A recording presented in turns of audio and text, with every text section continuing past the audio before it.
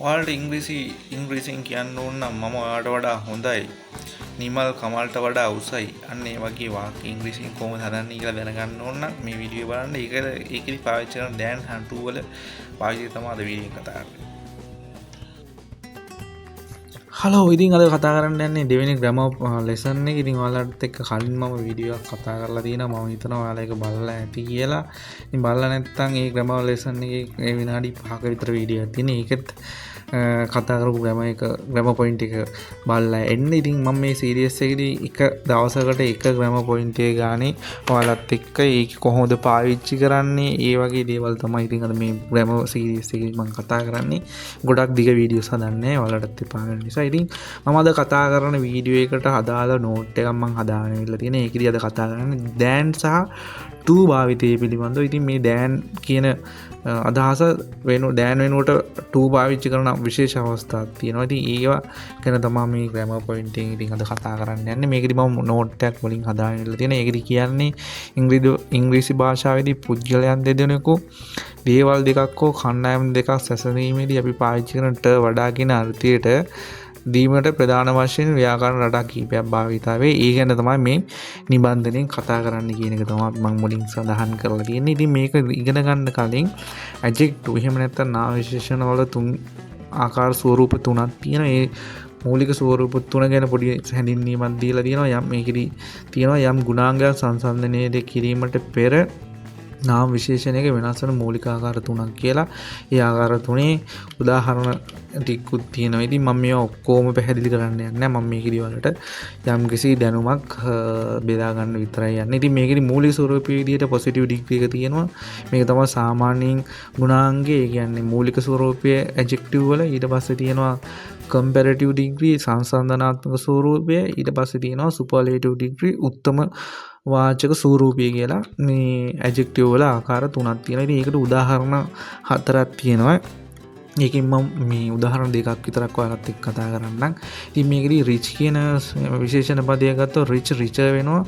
ඒ කියන්නේ සංසන්දනාත්මක රූපෙදී. ඊට පස්සේ the richest විදියට comparative degrees වලදී වෙනස් වෙනවා. ඉතින් මේ වගේ තව tall ගත්තොත් taller the tallest විදියට නාම විශේෂණ ආකාර තුන වෙනස් වෙනවා. ඉතින් මට තවත් උදාහරණ වලට මේක තව දෙකක් දාලා තියෙනවා. ඉතින් ඒක ඔයාලට ලියා ගන්න පුළුවන්. එහෙම නැත්නම් මම මේකේ නෝට් එක ඔයාලත් එක්ක මේ බෙදා ගන්න ඉමේජ් එකක් විදියට ඉතින් මගේ Facebook page එකේ ඔයාලට ඒක බලා ගන්න පුළුවන්. ඉතින් මේකෙදි ප්‍රායෝගික උදාහරණ කිහිපයක් දීලා තියෙනවා. දැන් උදාහරණයක් පළවෙනි මේ උදාහරණ තුන බලමු. කමල් පොහොසත් මිනිසෙක්. කමල් is rich man කියලා තියෙනවා. ඒ කියන්නේ නාම විශේෂණයේ මූලික පදේ පාවිච්චි කරලා තමයි මේ විදියට හදලා තියෙන්නේ. ඊට පස්සේ තියෙනවා කමල් නිමල්ට වඩා පොහොසත්. ඒ කියන්නේ අද අපි කතා කරන්න යන ග්‍රැමර් පොයින්ට් එක Kamal is richer than Nimal කියලා. ඊට පස්සේ නාම විශේෂණ වල අවසාන සුපර්ලේටිව් විදියට හදපු වාක්‍යයකුත් තියෙනවා. Kamal is the richest man in the village. Kamal ගමේ ඉන්න වඩාත්ම පොහොසත් මිනිසයා කියන ග්‍රැමර් පොයින්ට් එක. ඉතින් ඒක වෙනම ග්‍රැමර් පොයින්ට් එකක්. අද කතා කරන්න යන්නේ මේ දෙවෙනි එකේ තියෙන කමල් නිමල්ට වඩා පොහොසත් කියන වාක්‍ය රටා හදන්නේ කොහොමද? ඒ වෙනුවට කොහොමද Dan ද පාවිච්චි කරන්නේ to ද පාවිච්චි කරන්නේ කියන එක තමයි මේ ලෙසන් එකෙන් කතා කරන්නේ. ඉතින් දැන්ට වඩා භාවිතයේ ව්‍යාකරණ රීති දෙකක් තියෙන. එකක් තමයි ෆෝමල්. ඒ කියන්නේ ෆෝමල් ඒ කියන්නේ ලියනින් රිටන් ඉංග්‍රීසි. ඒ කියන්නේ අපි සාමාන්‍ය ඉංග්‍රීසි ලියද්දි පාවිච්චි කරන ග්‍රැමර් විදිය තමයි මේකෙදි කියලා තියෙන්නේ. මේකෙදි අපි පොඩි නෝට් එකේ තියෙන එක අපි කියවලා බලමු. සංසන්දනය කරනු ලබන අවසාන පදය සර්වනාම පදයක් නම් එය සෑම විටම ප්‍රථම විභක්තියේ ඒ කියන්නේ I she he they we තැබිය යුතුය. මෙහිදී වාක්‍යයේ සම්පූර්ණ අර්ථවත් උපවාක්‍යයක් බවට පත් කිරීමට අවසානට අදාළ උපකාරක ක්‍රියාපදය am is හරි do does හරි යොදනු ලැබී කියලා තමයි කියන්නේ. ඒ කියන්නේ හරියට ඒ කියන්නේ අපි ප්‍රථම විභක්තියේ තියෙන පදය අනුව am is do does කියන එක පාවිච්චි කරන විදිය තමයි ඉතින් තියෙන. ඉතින් මේකෙදි මේ ක්‍රමය ගොඩක් පාවිච්චි කරන රිටන් ඉංග්‍රීසි වල. ඉතින් ඔයාලා ගොඩක් කනට හුරු වෙලා තියෙන අදහස මීට වැඩිය වෙනස් වෙන්න පුළුවන්. ඒකෙදි ඒක දෙවෙනි රීතිය විදිහට තියෙනවා. ඉතින් මේකෙදි අපි පාවිච්චි කරන විදිය පොඩ්ඩක් අපි මේ උදාහරණ කීපයක් බලමු. ඔහු මට වඩා උසයි. ඒතකොට ඔහු මට වඩා උසයි කියද්දි tall කියන එක tall වෙලා තියෙනවා. ඒ කියන්නේ tall කියන adjective එකේ දෙවෙනි රූපය කියන්නේ comparative කියන්නේ සංසන්දනාත්මක රූපය. ඉතින් මෙතනදී ගොඩක් අර පුද්ගලයන් දෙකක් හෝ ද්‍රව්‍ය දෙකක් හෝ කණ්ඩායම් දෙකක් අතර අර සංසන්දනාත්මක දේවල් පාවිච්චි කරන්නේ තමයි මේ දැන් පාවිච්චි කරන්නේ. මේ වලට කියනවා he is taller than I am. මේකද I am කියන එක I පස්සේ am කියන මේ ක්‍රියාපදේ තමයි තියෙන්නේ. ඊළඟට බලමු තව උදාහරණයක්. අය ඔවුන්ට වඩා වේගයෙන් කියවනවා. මෙතන තියෙන්නේ වේගයෙන් කියවනවා කියන්නේ ක්‍රියාපදයක් තියෙනවා. එතකොට she reads faster than they do. ඒ නිසා තමා they වලට පස්සේ do පාවිච්චි කරලා තියෙන්නේ. මේක මේ ක්‍රියාපදයක් වන හින්දා කියන්නේ වේගෙන් කියවනවා කියන ක්‍රියාපදයක් හින්දා තමයි මෙතනදී do පාවිච්චි කරලා තියෙන්නේ. නැත්තම් මේක නාම පදයක් වුණා නෑ. ඒ කියන්නේ ඔහු මට වඩා උසයි කියන එක වඩා උසයි කියන එක අපි හිතන නාම විශේෂණයක්. ඉතින් මෙතනේ මට කියන එකනේ. එතකොට එතන තියෙන නාම පදයක් නාම විශේෂණයක් විතරනේ. මෙතන නාම විශේෂණයක් එක්ක නාම ක්‍රියාපදයකුත් තියෙන හින්දා තමයි they do කියලා දාලා තියෙන්නේ. මම හිතනවා ඔයාලට තේරෙයි කියලා. නොතේරෙන තැනක් තියෙනවනම් මට කමෙන්ට් එකක් දාන්න. අපි ඒකන වෙනම සාකච්ඡා කරමු. ඉතින් තව උදාහරණයක් අපි ඒත් එක්කම බලමු. අපි ඒගොල්ලන්ට වඩා දුප්පත්. we are poorer than they are. මේක තියෙන්නේ නාම පදයක් නාම විශේෂණ පදයක් එක්ක තියෙන්නේ. මෙතන ක්‍රියාවක් වෙන්නේ. ඒ හින්දා තමයි they are වෙලා තියෙන්නේ.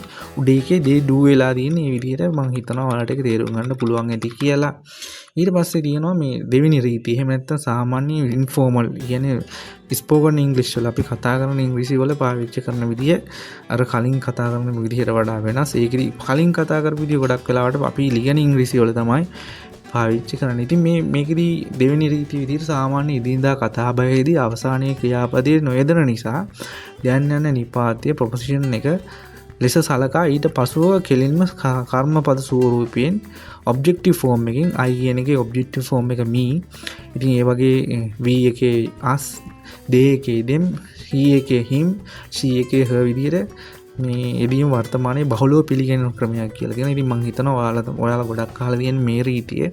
ඉතින් මේකෙදි ඔහු මට වඩා උසයි. he is taller than me කියලා පාවිච්චි කරනවා. අපි කලින් උදාහරණෙම මේ ස්පෝකන් විදිහට කියන්නේ he is taller than me. මෙතනදී than වල පස්සේ me කියන එක කියන්නේ ප්‍රථම විභක්තියේ කර්ම විභක්තිය තමයි මෙතෙන්ට පාවිච්චි කරලා තියෙන්නේ. අපි කතා කරන සිංහල වලදී ඉංග්‍රීසි වලදී. ඉතින් මෙතනදී තව උදාහරණයක් බලමු. ඇය ඇගේ සහෝදරියට වඩා ලස්සනයි. she is more beautiful than her sister.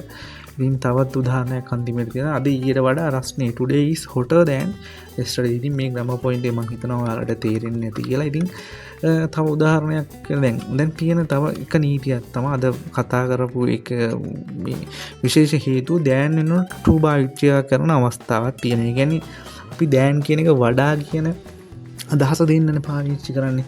ඒ දැන් වෙනුවට to ඒ කියන්නේ දැන් දාන්නේ නැතුව to දාලා පාවිච්චි කරන විශේෂ අවස්ථා ටිකක් තියෙනවා. ඒ ටික මම හිතනවා ඔයාලා මේ දන්නේ නැතිව ඇති කියලා. ඉතින් ඒකෙදි බලමු මේ වැදගත් රීතියක් විදිහට තමයි මේක සඳහන් කරලා තියෙන්නේ. ඉතින් ලතින් භාෂාවෙන් ඉංග්‍රීසියට එකතු අවසානයේ ඕ අකුරු වලින් ඉවත් වන ඇතම් සුවිශේෂී විශේෂණ පද සමග කිසිම විදිහක දැන් භාවිතා නොකර ඒ වෙනුවට අනිවාර්යයෙන්ම to යෙදිය යුතුයි කියලා දෙනවා. ඒකෙදි මොනවද ලතින් භාෂාවෙන් එන වචන ටික සහ මේ කොහොමද ඒවා පාවිච්චි වෙන්නේ පිළිබඳව පල්ලෙහා තියෙන නෝට් එක සහ ඒ වචන ටික සහ උදාහරණ ටික බලමු. ඉතින් මේකෙදි senior, junior, superior, inferior and superior මට ඒක හරියටම උච්චාරණය කරන්න බෑ අන්තිම වචනේ. ඉතින් ඒකෙදි සිංහල තේරුමත් දාලා තියෙනවා. ඉතින් අපි ඒකෙදි බලමු උදාහරණ බලමු to භාවිතය ගැන. ඉතින් ඔහු මට වඩා කාර්යාලයේ ශ්‍රේෂ්ඨකෙක් ජේස්ටෙක් කියලා පළවෙනි උදාහරණය දීලා තියෙනවා. ඒකෙදි තියෙනවා he is senior to me in the office. මේකෙදි ඔයාලා මේ වචන පහ සහ තව වචන තියෙනවා ලතින් භාෂාවෙන් ආපු වචන. හැබැයි ගොඩක් බහුලව පාවිච්චි කරන්නේ මෙන්න මේ වචන පහ විතරයි. ඒකෙදි විතරයි ඔය දැන් වෙන to පාවිච්චි කරන්නේ. ඉතින් මම මේක ඔයාලට අවධාරණයෙන් කියන. ඉතින් මේකකින් අපි මේ වගේ අවස්ථාවලදී විතරයි ඔය දැන් වෙන to පාවිච්චි කරන්නේ. ඒක හරි කල්පනාවෙන් ඉගෙන ගත යුතු වචන ටිකක් විතරයි. ඉතින් මේක බලන්න මේකෙදි ඔයාලට මේ he is senior than me කියලා කිව්වොත් ඒක වැරදි වෙනවා.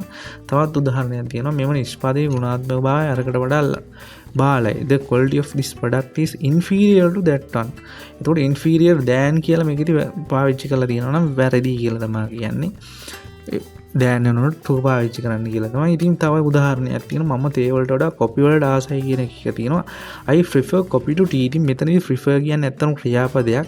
මේකත් ලතින් භාෂාවෙන් ආපු ක්‍රියාපදයක් විදිහට තමයි හිතෙන්නේ. ඉතින් මම මේ prefer වගේ තියෙන වචන ගැන පොඩි විස්තරයක් ඊළඟ නෝට් එකේදී වෙන නෝට් එකක් එක්ක මේකෙදි විස්තර හොයලා බලලා දාන්නම්. මේ වගේ prefer කියන එක මෙතනදී adjective එකක් නෙවෙයි. ඉතින් ඒ නිසා ඒ prefer කියන එකත් එක්ක to තමයි පාවිච්චි කරන්නේ. Dan පාවිච්චි කරන්නේ prefer coffee Dan කියලා කවදාවත් පාවිච්චි කරන්නේ ඒක වැරදි. එහෙම පාවිච්චි කළා ගමනත් ඒක ඔයාලා ඒ වැරද්ද හදාගන්න කියලා මම මේ කියන ඉතින් මේ prefer මේ අන්තිම මම තුන්වෙනියට කිව්ව grammar point එක ගැන මම කියන්නේ රටාව ගැන මම ඔයාලට ඉදිරියේදී හොඳ විග්‍රහයක් එක්ක මේ පාඩමක් කියනනම් ඉතින් අන්තිමේ මේ උදාහරණයක් බලමු. ඇය ඇගේ සහෝදරයට වඩා වයසින් බාලයි. she is junior to her brother. මේ junior Dan වුණා නම් වැරදි. ඉතින් ඕක තමයි අද කතා කරපු grammar point. ඉතින් මේ වීඩියෝ එක කැමති නම් ඔයාලා like එකක් comment එකක් දාන්න.